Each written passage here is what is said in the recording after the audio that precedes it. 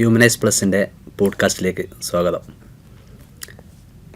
യുദ്ധങ്ങൾ എല്ലാ കാലത്തും ഒരുപാട് നാശനഷ്ടങ്ങളാണ് ഉണ്ടാക്കിയത്.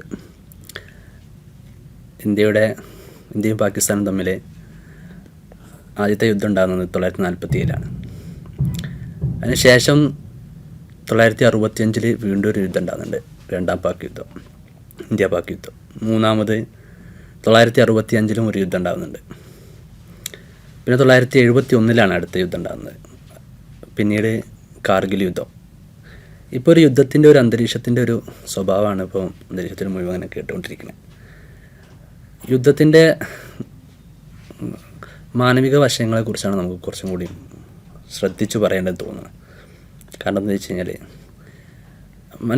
അവിടെ ഉണ്ടാകുന്ന മനുഷ്യർക്ക് എന്താണ് സംഭവിക്കുന്നത്, യുദ്ധങ്ങൾ നടക്കുന്ന സ്ഥലത്തെ മനുഷ്യർക്ക് എന്ത് സംഭവിക്കുന്നു എന്നുള്ളതാണ് അവിടെ നമുക്ക് ചർച്ച തുടങ്ങാൻ തോന്നുന്നു. എനിക്കിങ്ങനെ തോന്നുന്നൊരു സാധനം, നമ്മൾ പലപ്പോഴും ഇങ്ങനെ യുദ്ധങ്ങളെക്കുറിച്ച് പറയുന്ന സമയത്ത് യുദ്ധങ്ങൾ എല്ലാ കാലത്തും നാശനഷ്ടങ്ങൾ ഉണ്ടാക്കിയിട്ടുള്ളൂ എന്നുള്ള വിഷയത്തിൽ ആർക്കും ഡൗട്ടും കാര്യങ്ങളൊന്നുമില്ല. അത് സ്വാഭാവികമായിട്ടും യുദ്ധങ്ങൾ അങ്ങനെ തന്നെ ആയിരിക്കും. പക്ഷേ പലപ്പോഴും നമ്മളൊരു യുദ്ധം കഴിഞ്ഞാൽ ആ യുദ്ധത്തിൻ്റെ ഒരു എൻഡ് റിസൾട്ട് പറയുന്നൊരു സംഗതിയുണ്ട്. ഒരു വിഭാഗം ജയിച്ചു എന്നും വേറൊരു വിഭാഗം പരാജയപ്പെട്ടു എന്നുള്ളത്. സോ ഈ ഒരു യുദ്ധത്തിൽ ജയിക്കുക തോൽക്കുക എന്ന് പറയുന്നത് എന്ത് മെട്രിക്സ് വെച്ചിട്ടാണ് ആളുകൾ അളക്കുന്നത് എന്നുള്ളൊരു സാധനം കൂടെ ഉണ്ട്. ഇപ്പം കൂടുതൽ ആളുകൾ മരിച്ചു കഴിഞ്ഞാലാണോ യുദ്ധത്തിൽ ഒരാൾ ജയിക്കുന്നത്? ഇനി അതല്ല, കൂടുതൽ യുദ്ധക്കോപ്പുകളുള്ള രാജ്യം അവർ വേറെയുള്ള ആളുകളെ കൂടുതലായിട്ട് അറ്റാക്ക് ചെയ്യാൻ വേണ്ടി ശ്രമിക്കുമ്പോൾ അവർ വിജയിച്ചു എന്നു എങ്ങനെ പറയാം? ഇനി യുദ്ധത്തിൽ ഇപ്പോൾ നമ്മൾ പരസ്പര രാജ്യങ്ങൾ തമ്മിൽ അല്ലെങ്കിൽ ഇങ്ങനെയൊക്കെ യുദ്ധങ്ങൾ നടക്കുന്ന സമയത്ത് യുദ്ധങ്ങൾ ജയിക്കണം എന്നുള്ളതിന് ആരാണ് ശരിക്കും ഇങ്ങനെ ഒരു മാനദണ്ഡം ഉണ്ടാക്കിയത്? ഇങ്ങനെ കുറേ ചോദ്യങ്ങളൊക്കെ വരുന്നില്ലേ? സ്വാഭാവികമായിട്ടും ഒരു യുദ്ധം നടക്കുന്ന സമയത്ത് ഇപ്പോൾ ഒരു ഹ്യൂമാനിറ്റേറിയൻ ക്രൈസിസിലൊക്കെ അല്ലെങ്കിൽ ഒരു ഹ്യൂമാനിറ്റേറിയൻ പേഴ്സ്പെക്റ്റീവിൽ നമ്മൾ ഈ വിഷയങ്ങളൊക്കെ നോക്കുന്ന സമയത്ത് യുദ്ധത്തിന് ആരും സപ്പോർട്ട് ചെയ്ത് സംസാരിക്കാൻ നമ്മൾ ആരും കണ്ടിട്ടില്ല. ഇപ്പോൾ ഏതെങ്കിലും ഒരു ഭരണകൂടോ അല്ലെങ്കിൽ ഏതെങ്കിലും ആളുകളോ നിങ്ങൾ യുദ്ധം ചെയ്യണം അല്ലെങ്കിൽ നിരന്തരം യുദ്ധം ചെയ്തുകൊണ്ടിരിക്കൂ എന്ന് പറയണില്ല. അത് നമുക്ക് ഭരണകൂടങ്ങളിലും കാണാൻ പറ്റൂല. ഇനിയിപ്പം മതകീയമായിട്ടുള്ള റിലീജിയസ് പേഴ്സ്പെക്റ്റീവിൽ എടുത്താലും യുദ്ധങ്ങളെ സപ്പോർട്ട് ചെയ്യുന്ന ആരുമില്ല. പക്ഷെ എന്നിട്ടും യുദ്ധങ്ങൾ നിരന്തരം നടന്നുകൊണ്ടിരിക്കുന്നുണ്ട്. യുദ്ധങ്ങളില്ലാത്തൊരു സമൂഹത്തെ നമുക്ക് സ്വപ്നം കാണാൻ പറ്റണില്ല. എല്ലാവർക്കും ഒരു ശത്രു രാജ്യം ഉണ്ടാവുക എന്നുള്ളത് വളരെ പ്രധാനപ്പെട്ടതാണ്. അവിടെ ഇങ്ങനെ യുദ്ധങ്ങൾ ഇങ്ങനെ നടന്നുകൊണ്ടിരിക്കുക എന്നുള്ളത് അതെങ്ങനെ സംഭവിക്കണം എന്നുള്ള ചിന്തിക്കുന്ന ഒരുപാട് ഭരണകൂടങ്ങളുണ്ട്. അപ്പോൾ എല്ലാവർക്കും ഒരു ശത്രുക്കൾ ഉണ്ടാവും എന്നുള്ളത് യാഥാർത്ഥ്യം. ഒരു കാര്യത്തിൽ ഒരു അപരത്വം നിർമ്മിക്കുക എന്നൊക്കെ നമ്മൾ പറയൂലേ, ഒരാളെപ്പോഴും ഇങ്ങനെ അപരനാക്കി ചിത്രീകരിക്കുക, അതിന്റെ ഭാഗമായിട്ട് അവരെപ്പോഴും ആക്രമിക്കപ്പെടാൻ വിധേയരാണ് എന്നുള്ളതും അല്ലെങ്കിൽ ആക്രമണങ്ങൾ ഏറ്റുവാങ്ങാൻ വിധേയപ്പെട്ട ആളുകളാണ് എന്നുള്ള ഒരു പൊതു ചിത്രം പലപ്പോഴും ഉണ്ടാക്കുന്നുണ്ട്. നമുക്ക് നിരന്തരമായിട്ട് കുറേ ആൾക്കാരെ ഇങ്ങനെ കാണാനും പറ്റും, ഇതിന്റെ ഇരകളായിട്ടുള്ള കുറേ ആളുകളെ. സമീപകാലത്തും നമ്മൾ അങ്ങനത്തെ കുറേ സംഗതികൾ കണ്ടിട്ടുണ്ടല്ലോ. അപ്പോൾ നമുക്ക് ഇതിലേക്കൊന്ന് നോക്കിയാൽ രണ്ടാം ലോകം യുദ്ധത്തിലൊരു പ്രധാനപ്പെട്ട യുദ്ധമാണ് രണ്ടാം ലോക മഹായുദ്ധം എന്ന് പറഞ്ഞ യുദ്ധം. ആ സമയത്ത് പോലും 9 ദശലക്ഷം കണക്കിന് ആൾക്കാർ, അതായത് അവിടുത്തെ സാധാരണക്കാരായിട്ടുള്ള ആൾക്കാർക്ക് നാശനഷ്ടങ്ങൾ അല്ലെങ്കിൽ അവർക്ക് സ്വയം ജീവിതം നഷ്ടപ്പെട്ട ഒരുപാട് ആൾക്കാരുണ്ട്.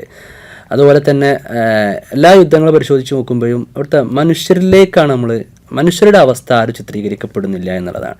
കാരണം അവർക്ക് അവരുടെ പാർപ്പിടങ്ങൾ നഷ്ടപ്പെടുന്നതിനെ പറ്റിയിട്ട് പറയുന്നില്ല, അവരുടെ ജോലി നഷ്ടപ്പെടുന്നതിനെ പറ്റിയിട്ട് പറയുന്നില്ല, കാണിക്കുന്നില്ല. അങ്ങനത്തെ മാനവിക വശങ്ങളെക്കുറിച്ചുള്ള ഒരു ചിന്ത ഈ യുദ്ധവുമായി ബന്ധപ്പെട്ട കാര്യങ്ങളിലൂടെ കടന്നു പോകുന്നില്ല എന്നുള്ളത് എനിക്ക് തോന്നാറുണ്ട്. അവിടെ എനിക്കിങ്ങനെ തോന്നിയ സാധനം, ഞാനിപ്പം കുറച്ച് ദിവസങ്ങൾക്ക് മുമ്പ്, എനിക്ക് 4-5 ദിവസങ്ങൾക്ക് മുമ്പ് എൻ്റെ ഒരു ഫ്രണ്ട് എനിക്കിങ്ങനെ മെസ്സേജ് അയച്ചിട്ടുണ്ടായിരുന്നു. അതിൽ ആൾ മെസ്സേജ് അയച്ചത് ഇങ്ങനെയായിരുന്നു: നമ്മൾ സാധാരണ ഇപ്പോൾ ഈ ഒരു പലസ്തീനിലൊക്കെ ഇങ്ങനെ ഒരു സംഘർഷം ഇങ്ങനെ നടക്കുന്ന ഒരു സമയത്ത് നമ്മളൊക്കെ തുടക്ക സമയങ്ങളിൽ നമ്മൾ അതിനോട് റെസ്പോണ്ട് ചെയ്തൊരു രീതിയുണ്ട്. നമ്മൾ നിരന്തരമായിട്ട് നമ്മളെ ഇൻസ്റ്റഗ്രാമിൽ സ്റ്റോറി നമ്മൾ ഇട്ടുണ്ടായിരുന്നു, വാട്സപ്പിൽ നമ്മൾ സ്റ്റാറ്റസ് വെക്കുന്നുണ്ട്, നിരന്തരമായിട്ട് നമ്മളിങ്ങനെ പറ്റുന്ന സമയങ്ങളിലൊക്കെ അതിനെക്കുറിച്ച് സംസാരിക്കാൻ തയ്യാറായിട്ടുണ്ടായിരുന്നു. എന്നാൽ കാലങ്ങൾക്ക് ശേഷം എനിക്ക് തന്നെ ഓർമ്മയുണ്ട്, നമ്മളൊരു തവണ ഇങ്ങനെ ഓൾ ഐസ് ഓൺ റഫ എന്ന് പറഞ്ഞിട്ട്, റഫ എന്ന് പറഞ്ഞാണ്ട് നമ്മളൊരു സ്റ്റോറി ഒക്കെ ഇട്ടുണ്ടായിരുന്നു. അപ്പം അതിങ്ങനെ ആഡ് സ്റ്റോറി അടിച്ച് ഇങ്ങനെ പോയി. അത് നമ്മളൊരു കോമൺ സഹിക്കാണ്, ഒരു സാധനം കാണുന്നു, അത് സ്റ്റോറി ഇടണം, സ്റ്റാറ്റസ് ഇടണം. സോ അതിലപ്പുറമായിട്ട് നമ്മൾ സിൻസിയറായിട്ട് നമ്മളിങ്ങനെ ആലോചിച്ച് നോക്കുക നമ്മൾ ശരിക്കും എന്ത് നിലപാട് എടുത്ത് എന്നുള്ളത്. എന്നിട്ട് ലാസ്റ്റ് എൻ്റെ ആ ഫ്രണ്ട് ഇങ്ങനെ മെസ്സേജ് അവസാനിപ്പിക്കുന്ന സമയത്ത് പറഞ്ഞത്, നമ്മളൊരു കാര്യം നിരന്തരം കേട്ട് അതിനോടുള്ള നമ്മുടെ ഷോക്കിംഗ് എലമെന്റ് നഷ്ടപ്പെട്ടു എന്ന് പറയുന്നുണ്ട്. ശരിക്കും ഇത് തന്നെയാണ് എല്ലാ സമയത്തും യുദ്ധങ്ങളുമായി ബന്ധപ്പെട്ടിട്ട് നടക്കാറുള്ളത്. നമ്മളെ ഷോക്കിംഗ് എലമെന്റ് നഷ്ടപ്പെടും, പിന്നെ നമുക്കതൊരു യൂസ്ഡ് ആയിട്ടുള്ള സ്വാഭാവികമായിട്ടുള്ള ഒരു പ്രക്രിയ ആയിട്ട് മാറും എന്നുള്ളൊരു പ്രശ്നം കൂടെ ഉണ്ടല്ലോ ഈ യുദ്ധത്തിന്. അപ്പോൾ ഈ യുദ്ധത്തിൻ്റെ അന്തരീക്ഷത്തിൽ എനിക്ക് ഓർമ്മ വരുന്ന ആദ്യത്തെ ഒരു വാക്യം എന്ന് വെച്ചാൽ മഹമ്മൂദ് ദർവിഷ് ഒരു കോട്ട് ചെയ്തിരുന്നു: യുദ്ധങ്ങൾ അവസാനിക്കും, അതിനുശേഷം ലീഡേഴ്സ് നേതാക്കന്മാർ അവർ ഷെയ്ഖാൻ്റെ കൈകോർക്കും. പക്ഷെ ഇതിൻ്റെ ഒരു വില ആദ്യം പേ ചെയ്യുന്നത് വീട്ടിലെ സാധാരണക്കാരായ മനുഷ്യരാണ്. അതായത് ഇപ്പോൾ ഒരു ഉമ്മ യുദ്ധത്തിൽ മരണപ്പെട്ട ഇതില് എനിക്ക് ഇത് നമ്മളെ ദർവീഷിന്റെ എങ്ങാനും കവിത തോന്നുന്നുണ്ടല്ലേ. ഇതിലിങ്ങനെ എനിക്ക് ഈ ഒരു സാധനം ഇങ്ങനെ പറഞ്ഞപ്പോൾ എനിക്ക് ഓർമ്മ വന്ന സാധനമാണ് ഞാനിങ്ങനെ ആഡ് ചെയ്ത് പറയുന്നത്. നമ്മൾ പലപ്പോഴും ഒരു യുദ്ധം അവസാനിക്കുന്ന സമയത്ത് അല്ലെങ്കിൽ യുദ്ധം നടക്കുന്ന സമയത്ത് ആളുകൾ കൊല്ലപ്പെട്ട കണക്കുകൾ പറയലുണ്ട്. ആളുകൾ കൊല്ലപ്പെട്ട കണക്ക് പറയുന്ന സമയത്ത് സ്ത്രീകളും കുട്ടികളും ആക്രമിക്കപ്പെട്ടതിന്റെ കണക്കുകൾ ചിലപ്പോൾ നമ്മൾ അറിയായിരിക്കും. ഇത്ര സ്ത്രീകൾ കൊല്ലപ്പെട്ടു, ഇത്ര കുട്ടികൾ നഷ്ടപ്പെട്ടു, മീൻസ് കൊല്ലപ്പെട്ട ഈ കണക്കുകൾ പറയും. പലപ്പോഴും ഇവർക്ക് പുറമെ സാധാരണക്കാരായിട്ടുള്ള കുറെ പുരുഷന്മാരുടെ കണക്കുകളൊക്കെ ഉണ്ടാവാറുണ്ട്.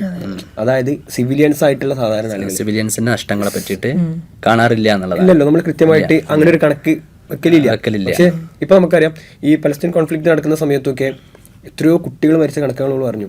പക്ഷെ അവിടെ അവർ മാത്രമല്ല, അതായത് ഈ കണക്കുകൾക്ക് അപ്പുറത്തേക്കുള്ള ആളുകളുടെ നഷ്ടം വരുന്നുണ്ട് എന്നുള്ളൊരു സാധനം കൂടെ. ഔദ്യോഗിക കണക്കുകൾ എത്രത്തോളം വിശ്വാസപരമാണെന്നുള്ളതും നമുക്കൊന്ന് അന്വേഷിക്കേണ്ടതുണ്ട്. കാരണം യുദ്ധത്തിന്റെ ആഘാതം നമ്മൾ ആ രാജ്യം ഏറ്റിട്ടില്ല എന്ന് അറിയിക്കാനും വേണ്ടി അവർ കണക്കുകൾ കുറച്ച് കാണിക്കുന്ന പ്രക്രിയകൾ നമ്മൾ കാണുന്നുണ്ട്.